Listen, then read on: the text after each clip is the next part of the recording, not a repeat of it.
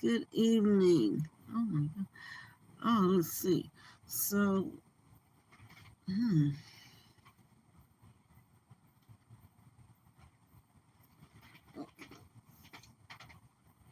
let's see if I can move this in more.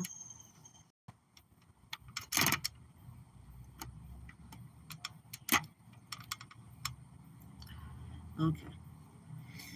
So anyway, I'm going to start at page 190 and hopefully finish the chapter of chapter 11, A Knife in the Dark, book 1 of Fellowship of the Ring.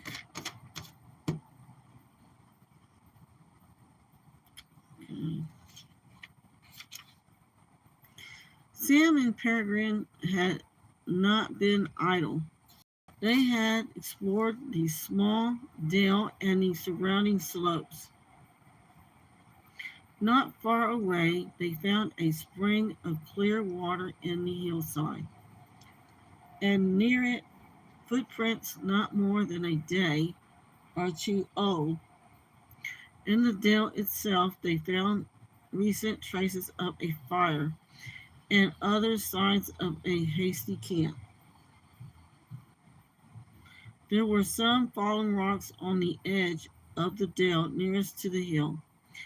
Behind them, Sam came upon a small store of firewood neatly stacked. I wonder if old Gandalf has been here, he said to Pippin. Whoever it was put, who were it, this stuff here meant to come back, it seems. Strider was greatly interested in these discoveries.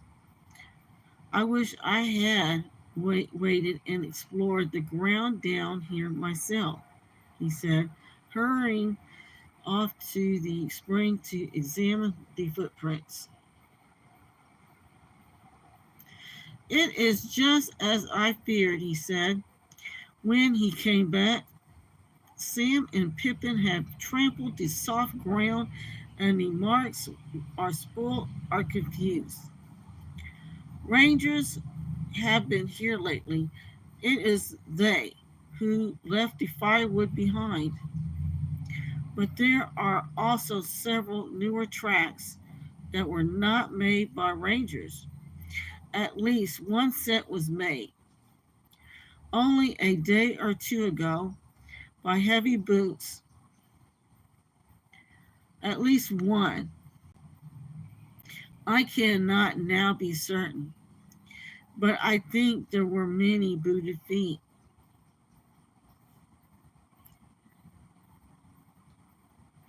He paused and stood in anxious thought. Each of the hobbits saw in his mind a vision of the cloaked and booted riders. If the horsemen had already found the dell, the sooner Strider led them somewhere else, the better.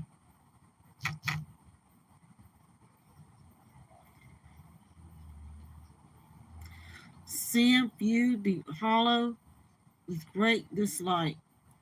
Now that he had heard news of their enemies on the road only a few miles away. Hadn't we better clear out quick, Mr. Strider? He asked impatiently. It is getting late, and I don't like this hole. It makes my heart sink somehow. Yes, we certainly must decide what to do at once, answered Strider, looking up and considering the time and the weather. Well, Sam, he said at last, I do not like this place either, but I cannot think of anywhere better that we could reach before nightfall. At least we are out of sight for the moment, and if we moved, we should be much more likely to be seen by spies. All we can do would be to go right out of our way back north on this side on the line of hills, where the land is all much the same as it is here. The road is watched. but we should have to cross it. If we try to take cover in the thickets away to the south, on the north side of the road, beyond the hills, the country is barren and flat for miles. Can the riders see? Asked Mary. I mean, they seem usually to have their noses rather than their eyes smelling for us, if smelling is the right word, at least in the daylight. But you made us lie down flat when you saw them down below. And now you talk of being seen if we move. I was too careless on the hilltop, answered Strider. I was very anxious to find some sign of Gandalf, but it was a mistake for three of us to go up and stand there so long, where the black horses could see, and the riders can use men and other creatures as spies. As we found at Bray, they themselves do not see the world of light as we do, but our shapes cast shadows in their minds, which only the noon sun destroys. And in the dark, they perceive many signs and forms that are hidden from us, and then they are most to be feared.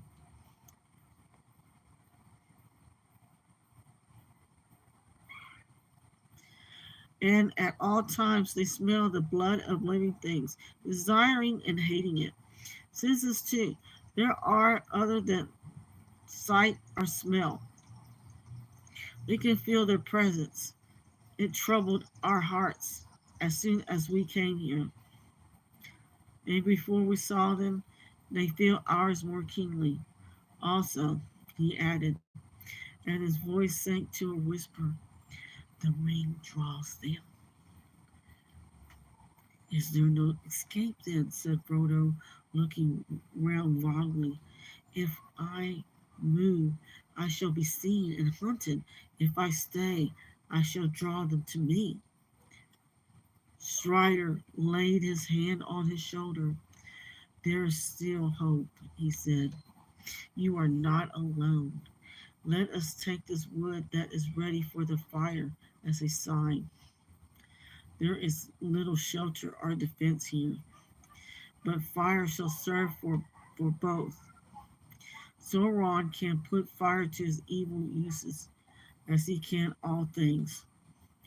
But these riders do not love it and fear those who wield it. Fire is our friend in the wilderness. Maybe, muttered Sam. It is also as good a way of saying, here we are, as I think of Bar shouting.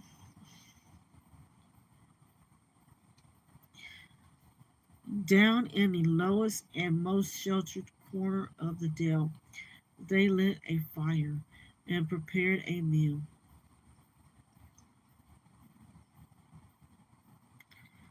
The shades of evening began to fall, and it grew cold. They were suddenly aware of great hunger, for they had not eaten anything since breakfast, but they dared not make more than a frugal supper.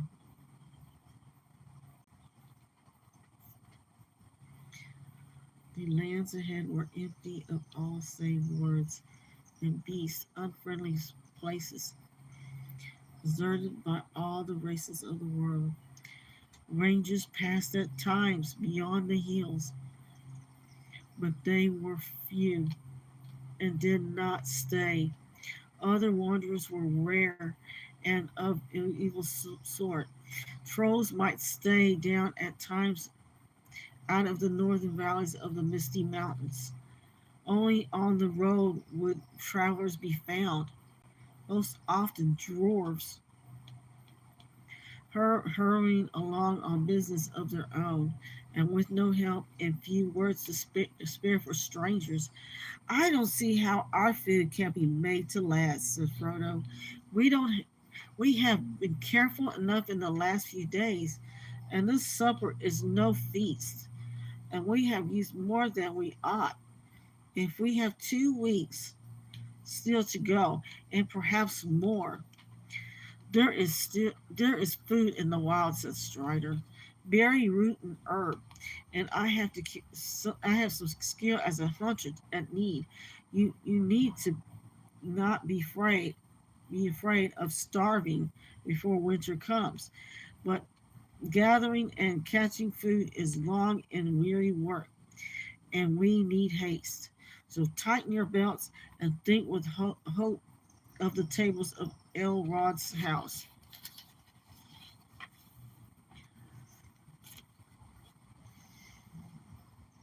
The cold increased as darkness came on.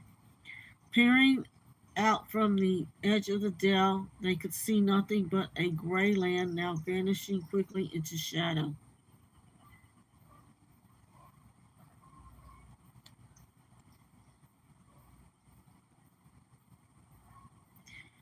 The sky above had cleared again and was slowly filled with twinkling stars. Frodo and his companions huddled around the fire, wrapped in every garment and blanket they possessed. But Strider was content with a single cloak and sat a little apart, drawing thoughtfully at his pipe.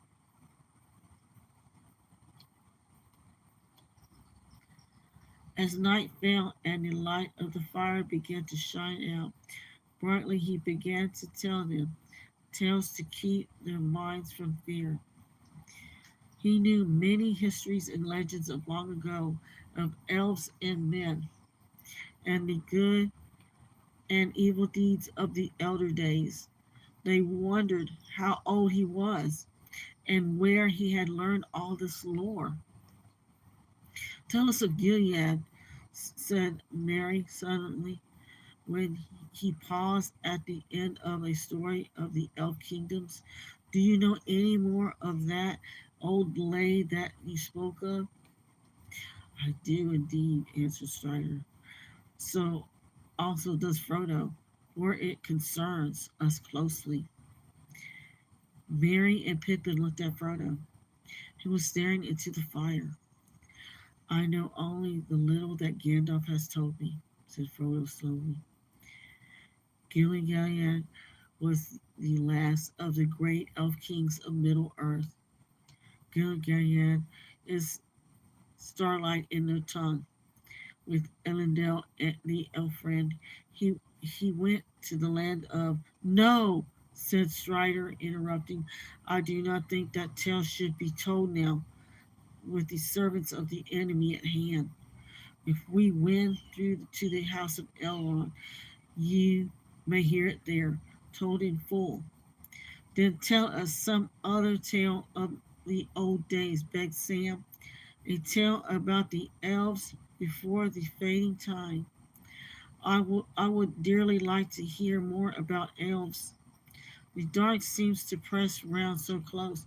I will tell you the tale of Tunuvel, said Strider, in brief, for it is a long tale of which the end is not known.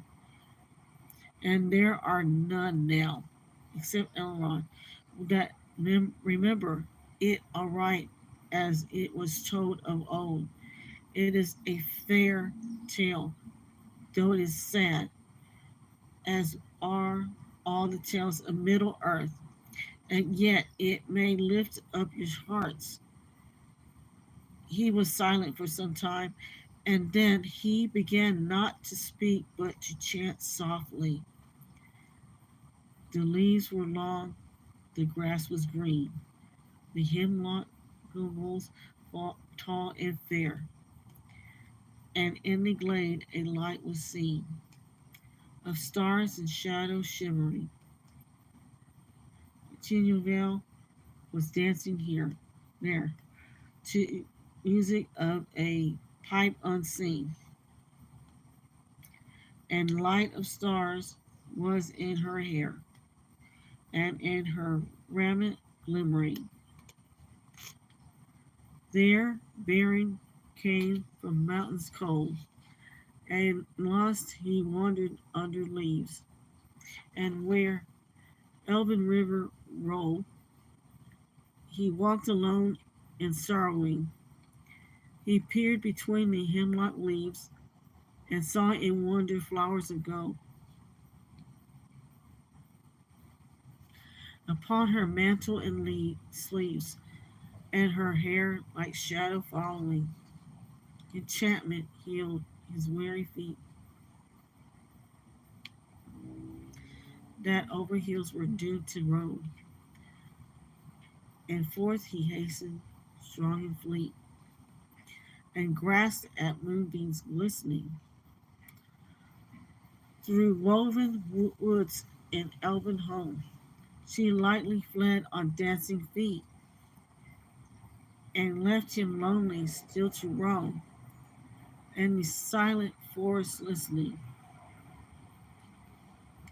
He heard there off the flying sound of feet as light as linen leaves, of music whirling underground, in hidden hollows quavering.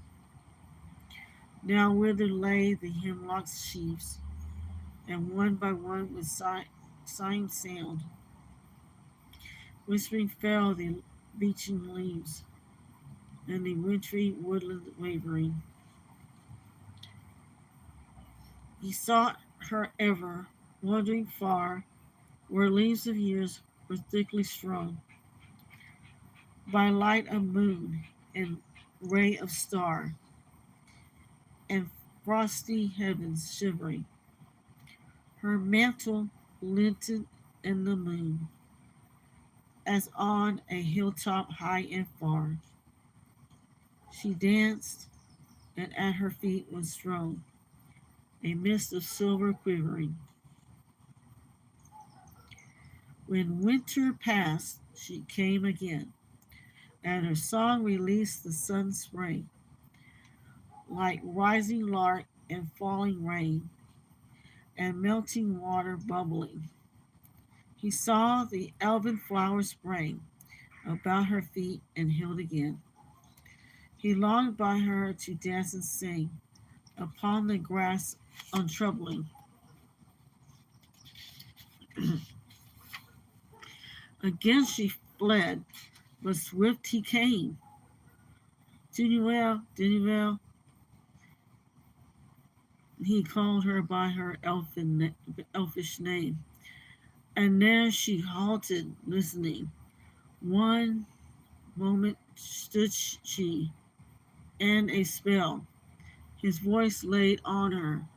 Baron came, and doom fell on Cherwell, that in his arms lay glistening.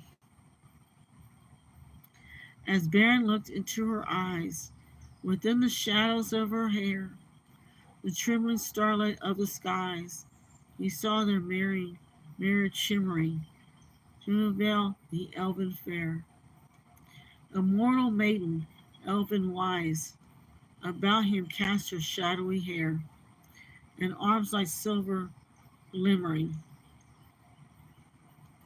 Long was the way that fate them bore o'er stony mountains, cold and gray, through halls of iron and darkling door,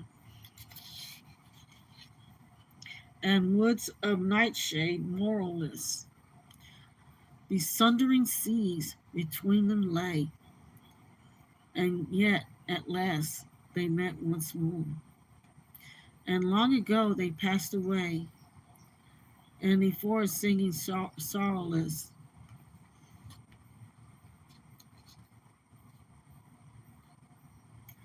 Strider sighed and paused before he spoke again.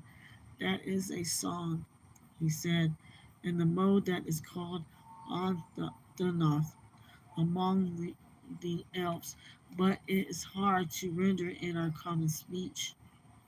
And this is but a rough echo of it. It tells of the meeting of Baron, son of Barahir, and Luthien Chinoville. Baron was a mortal man, but Luthien was the daughter of Jingle, a king of elves upon Middle Earth when the world was young, and she was the fairest maiden that was ever been among all the children of this world. As the stars above the mists of the northern lands was her loveliness, and in her face was a shining light.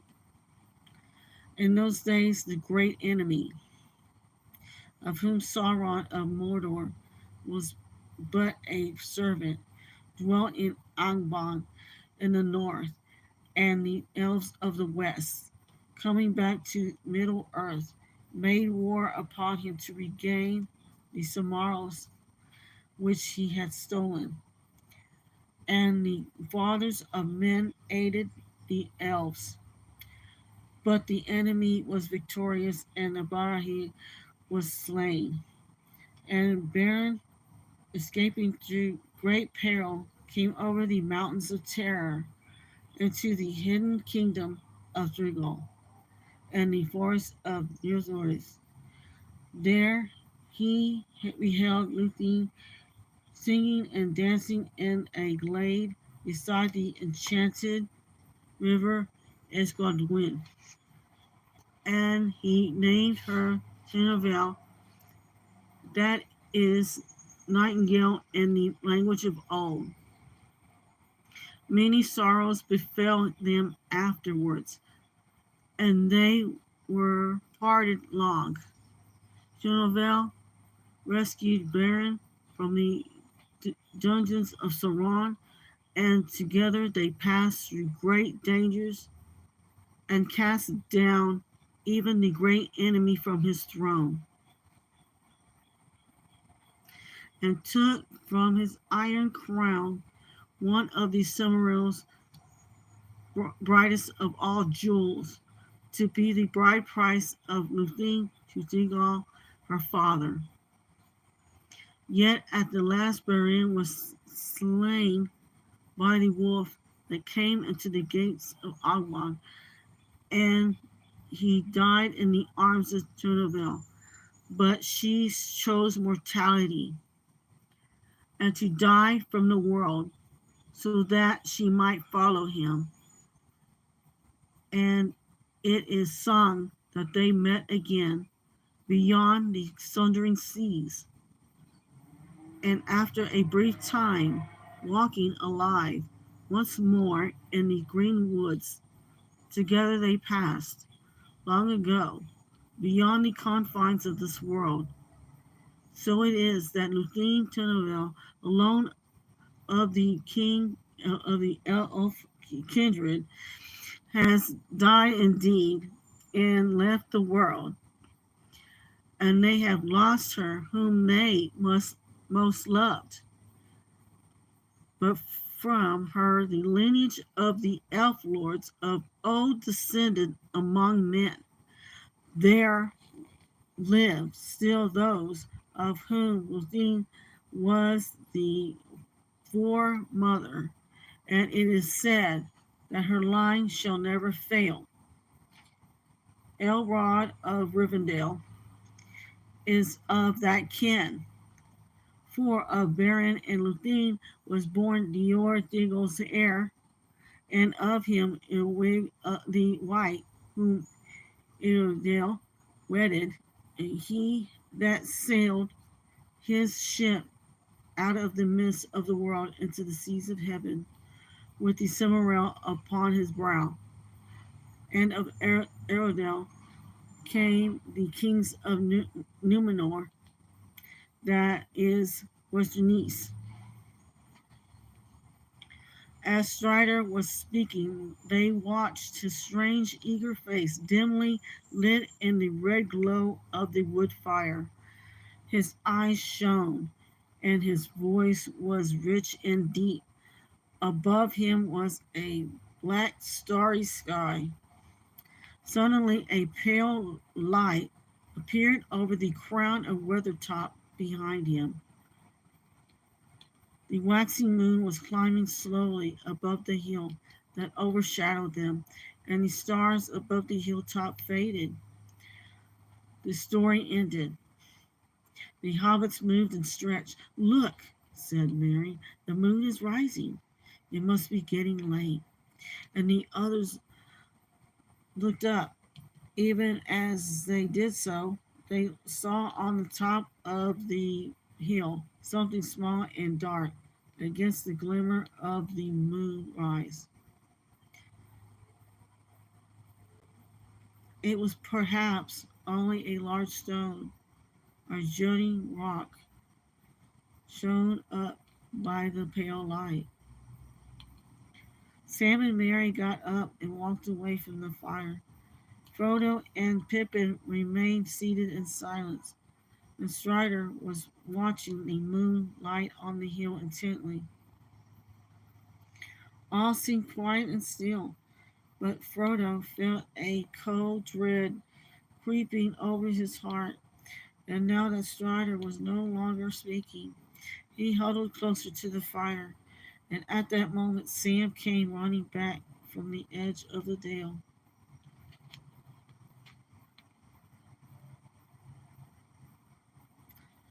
I don't know what it is, he said, but I suddenly felt afraid. I dursn't go outside this dell for any money. I felt that something was creeping up the slope. Did you see anything? Asked Frodo, springing to his feet. No, sir, I saw nothing, but I didn't stop to look. I saw something, said Mary, or I thought I did, away westwards, where the moonlight was falling on the flats beyond the shadow of the hilltops. I thought there were 2 or 3 black shapes. They seemed to be moving this way. Keep close to the fire with your faces outward, cried Strider. Get some of the longer sticks ready in your hands. For a breathless time, they sat there, silent and alert, with their backs turned to the wood fire, each gazing into the shadows that encircled them. Nothing happened. There was no sound or movement in the night. Frodo stirred, feeling that he must break the silence. He longed to shout out aloud. Hush, whispered Strider. What's that? Gasped Pippin at the same moment. Over the lip of the little dell, on the side away from the hill, they felt, rather than saw, a shadow rise. One shadow or more than one. They strained their eyes, and the shadows seemed to grow. Soon there could be no doubt. 3 or 4 tall black figures were standing there on the slope, looking down on them.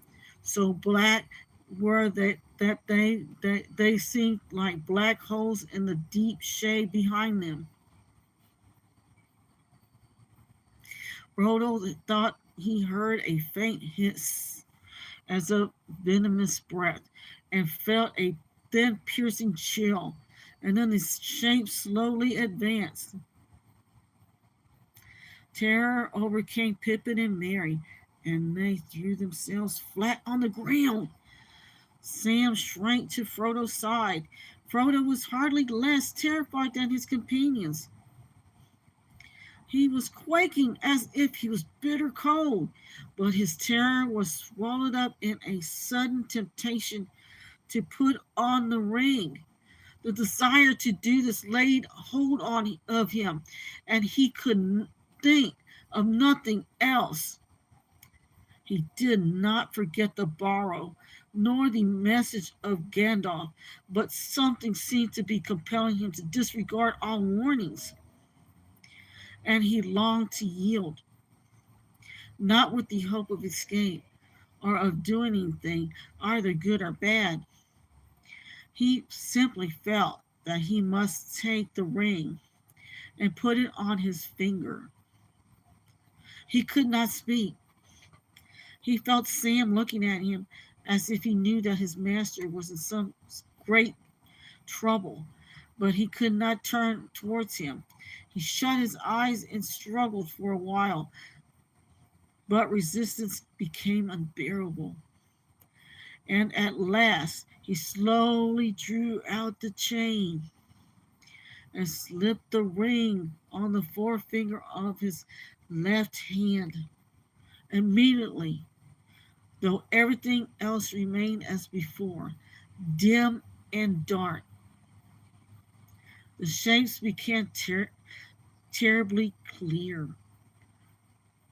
He was able to see beneath their dark wrappings, black wrappings, their black wrappings.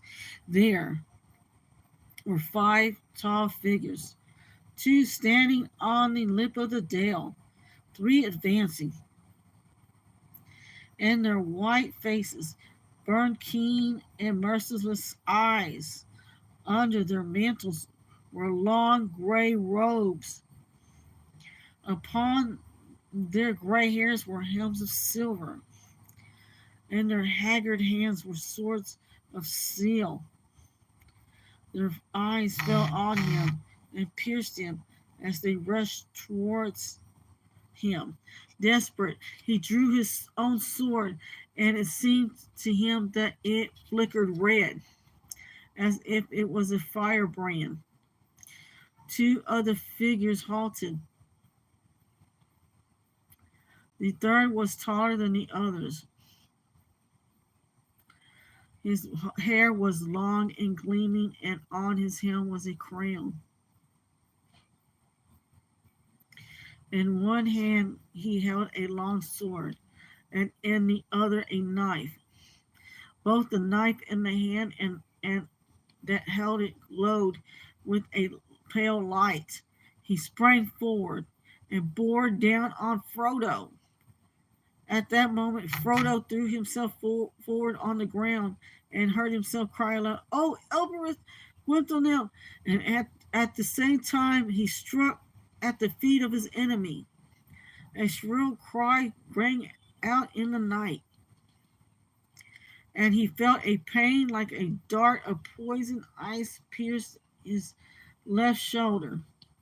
Even as he swooned, he caught, as through a swirling mist, a glimpse of Strider leaping out of the darkness with a flaming brand of wood in either hand.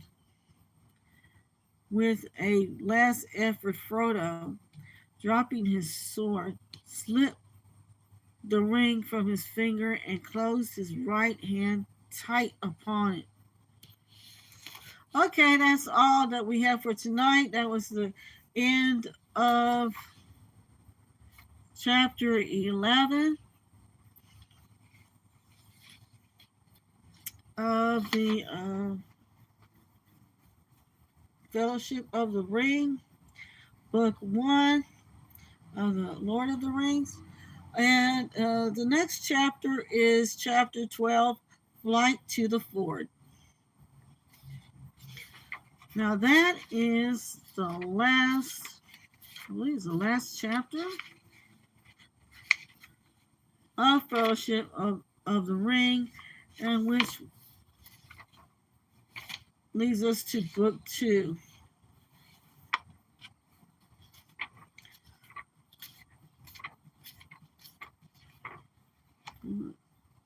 Okay.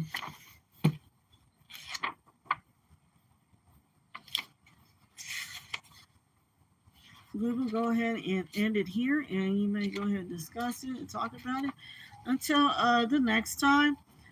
Okay. Happy travels, hobbits. Bye.